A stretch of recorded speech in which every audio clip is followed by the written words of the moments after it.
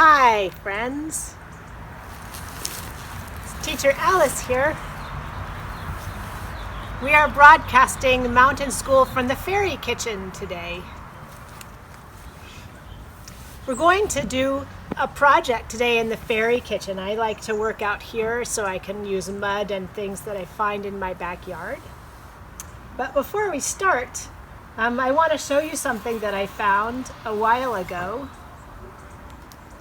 It's a nest. It's a teeny weeny little bird's nest. And if you can look closely at this nest, you can tell me some of the things you see that the bird put in the nest. Did you say grass? Yeah, some dry grass. And maybe some little bits of furry, soft things like feathers from another bird or seed pods that have fluffed to a flower. Did I hear anything else? Well, those are some really good ideas. Maybe some moss. This is a tiny nest. We're going to talk about a bird today that makes a bigger nest. We're going to talk about making nests for robins. So here is a picture of a western robin.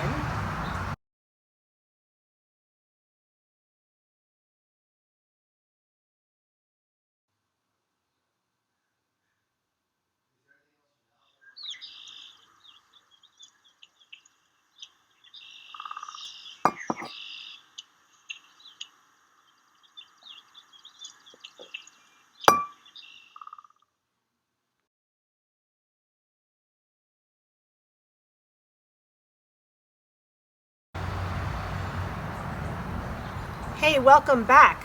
I'm glad you got to see that picture of the robin. They're pretty neat, huh? I like the part where we can see her putting mud on her nest. We get to do that right here in our fairy kitchen. So if you're at home, you can make a nest make your nest and put it on a paper bowl or a paper plate, if that's easier. But I'm going to make my nest and put it on a piece of this old pie tin. So here's what I like to do. I go around my yard, and if you don't have a backyard, you can go to the park and gather some of these things and make your nest on the balcony. So what I do is I like to gather dry grass that I find. And I'll move these out of the way so you can see what I'm doing. I'm going to take some dried grass.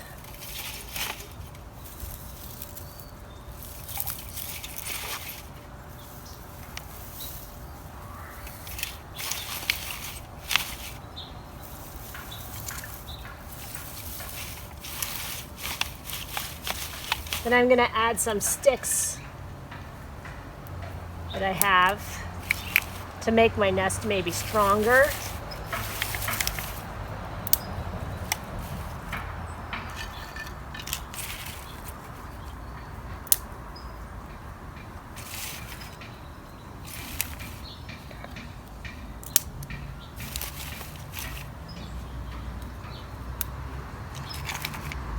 And we heard that the robin uses some bark, so if you can find some bark in your yard, you can use that in your nest.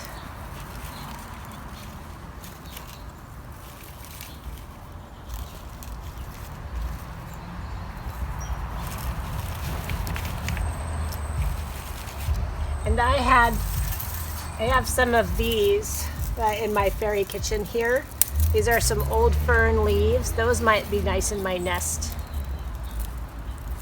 Keep things nice and cozy for my eggs.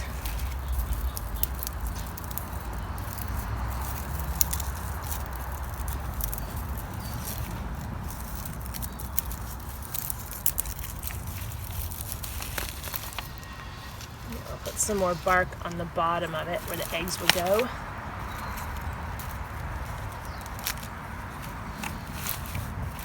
There are some bugs living there. There we go. Great. Now, I'm going to show you how I like to make mud for nests. Most mud that you find in your yard or maybe at the park, most dirt, will have rocks in it. We don't want the rocks in our mud in order to make kind of like fine mud. So I'm going to use a sieve to make some finer mud. But what you can do at home is just ask to borrow a colander from somebody in your family, and they can help you. Actually, before we start that, I forgot. I have this leftover wreath that it's dried up, but I made this at the 4-5's fundraiser at Mountain School, and there were some things in here that I thought would make really good additions to my nest, like dried pine needles.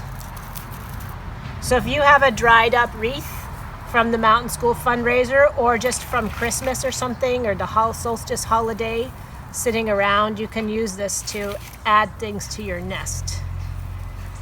And we can add some cedar here. Cedar is nice and soft. That'd be nice for the lining of the nest.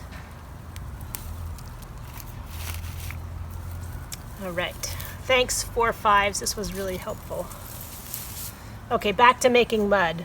So you can ask someone in your family to borrow a colander from the kitchen, and you just scoop some dirt over the colander and look what happens. The dirt that's nice and fine goes through, and the rocks stay on the top. Watch me shake it. Okay, so all the rocks don't go in, and then the dirt that I do want goes in, and it's nice and fine, see? So what I'm gonna do here is put some of my nice fine dirt into a pot.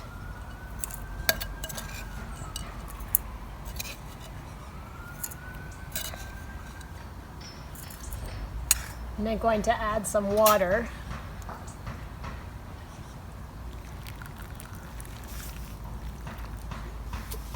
And I'm going to stir it up.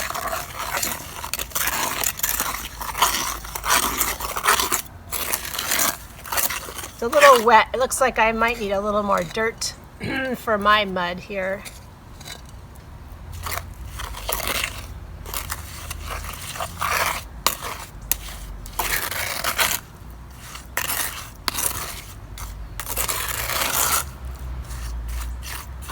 Oh, that's looking pretty good.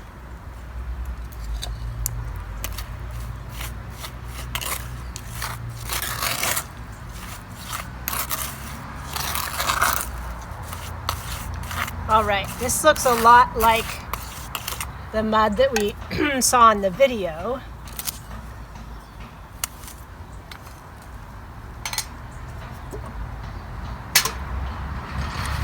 So now I can take my mud and I can line my nest with the mud. And I'm going to do this fairly fast, but you can take as much time as you need to integrate the mud into your nest.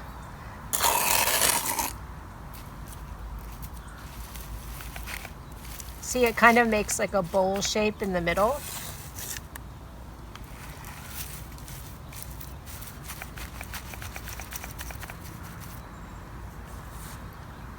Great, here's my robin's nest. So we'll come back later and we'll see what it looks like after it's dried. Oh, but for now, come join me because we're going to do a book about birds and counting, and you'll get to use your voice a lot.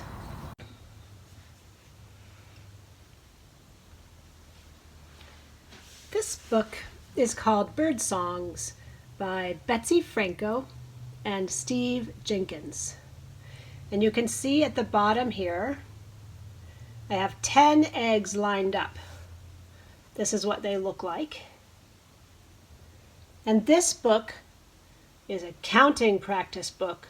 So not only will we get to make lots of bird calls, we will also get to learn a little bit of counting.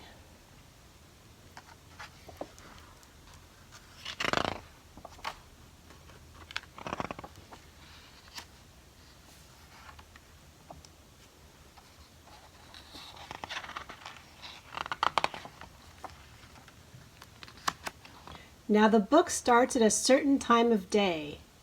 See if you can guess what time of day this is. I'll give you a secret, a hint. It's very early. Oh, did you guess morning? If you did, then you're right. The sky is quiet. The yard is quiet. The creek is quietly gurgling. The rising sun turns the sky from black to gray to pink to blue.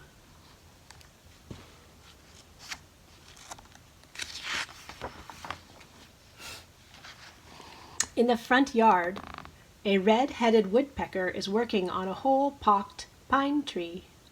He raps a tap dance with his beak, pecking 10 times as he looks for breakfast bugs.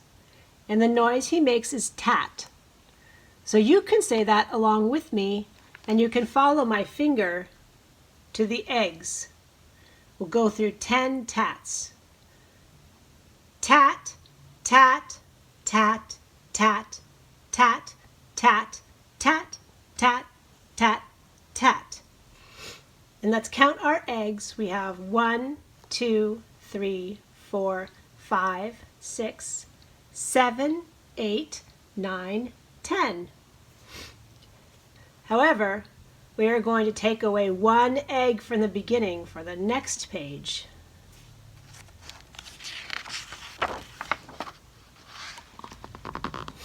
A mourning dove lands on the telephone wire and folds its gray wings.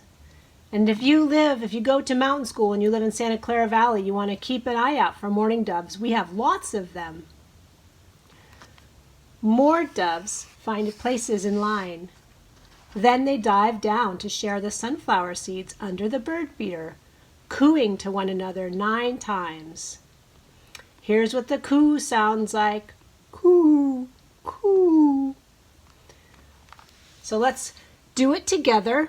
We'll do 9 coos.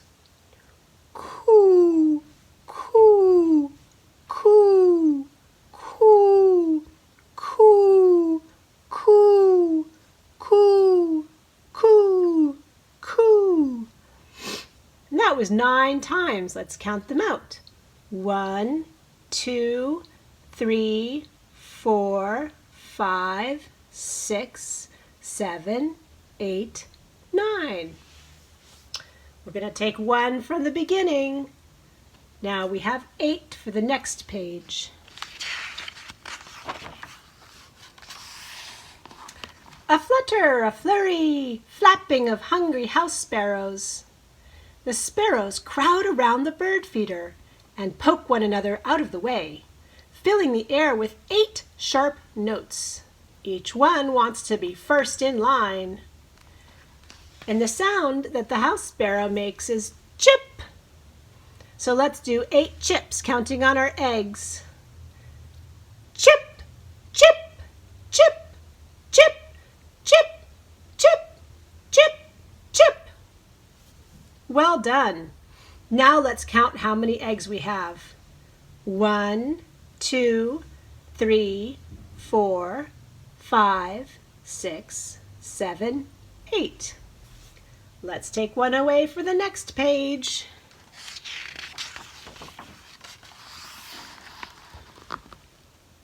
The sun is high in the sky now. The bottoms of the clouds are fringed with gray. A white gull from the bay circles over the front yard. And the creek, its mouth wide open. The gull warns and nags 7 times that the rain is coming. And the sound that the gull makes is yeah, yeah, yeah.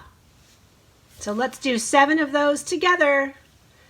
Yeah, yeah, yeah, yeah, yeah, yeah, yeah. Now we can count them. 1, 2, 3, 4, 5, 6, 7. Let's take 1 away for the next page.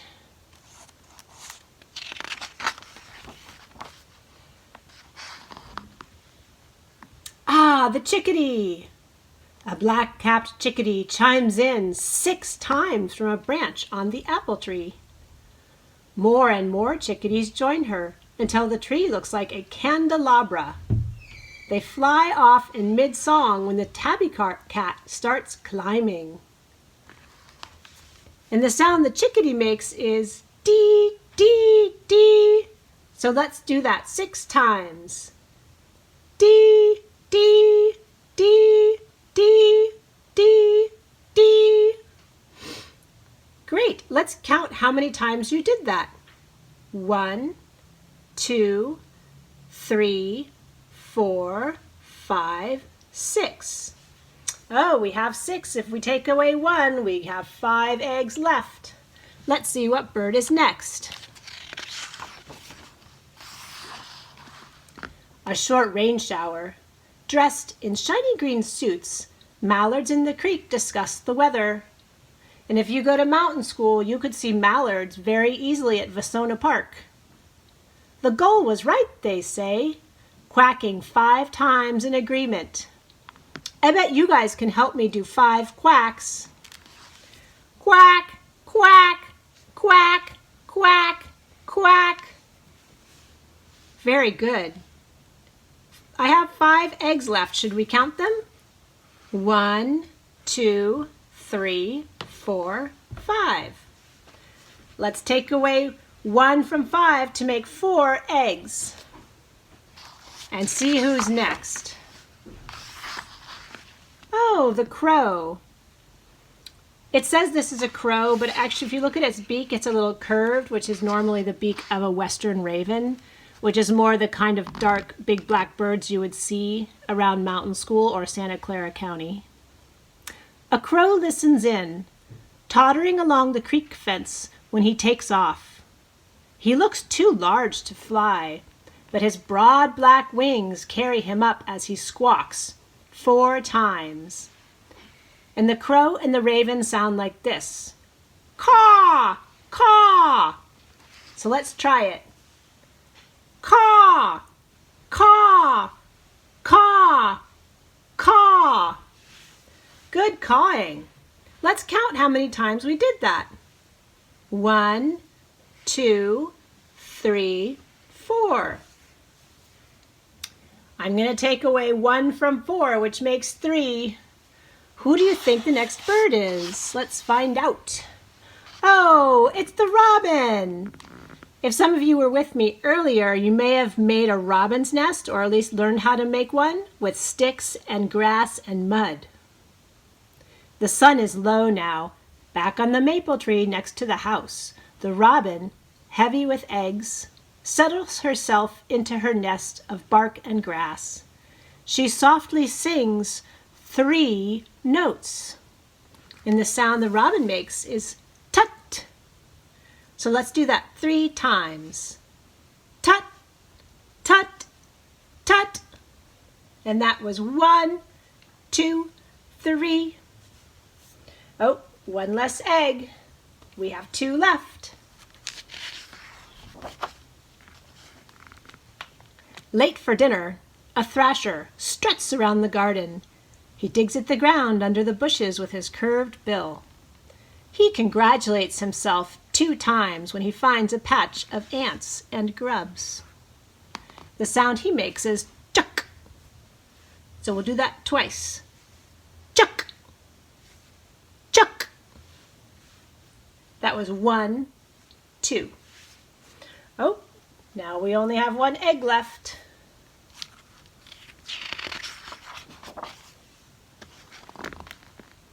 A hummingbird sucks one last treat from the trumpet-shaped honeysuckle in the garden. Her wings look like a helicopter propeller. She makes one tiny sound in her high voice. It sounds like this. Zik! So we're going to say that together. Zik! Maybe say it one more time for good luck. Zik! All right, that was your last egg. Good work, everybody. Great counting. As the sun sets, it's quiet in the sky. It's quiet in the yard. It's quiet in the gurgling creek, where the moon is reflected in the ripples. And if you would like to read, until the mockingbird begins to sing from the pine tree. I guess the sun came up again. She copies all of the songs and calls she has heard during that day. So let's do them all together. There's tat, tat. For the mockingbird, there's chip. Can we do chip together? There's chuck. There's tut. There's ayah. There's quack. There's caw. There's coo. There's tat again. And tzik, tzik.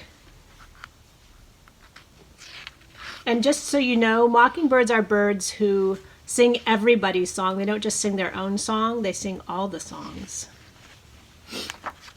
Now I will leave this open at the end of this story. So if there is if you want to come back to this and look at this picture with your family, they can read to you about the different types of birds that were in this story. Thanks for joining me on the book. Hi friends, welcome back to the Fairy Kitchen. I hope you enjoyed that counting and calling book. I love that one. My nest is dried enough, the mud has dried enough that we can put some robin's eggs in it. And you'll recall from the picture that robin's eggs are blue. So here we go. 1, 2, 3. I hope you have time to mix some mud in your own fairy kitchen at home this week and collect lots of dry grasses and make your own nest. But right now, it's time for a few whoopsies. So we'll start with Hayden, Hayden, Hayden, Hayden, whoopsie.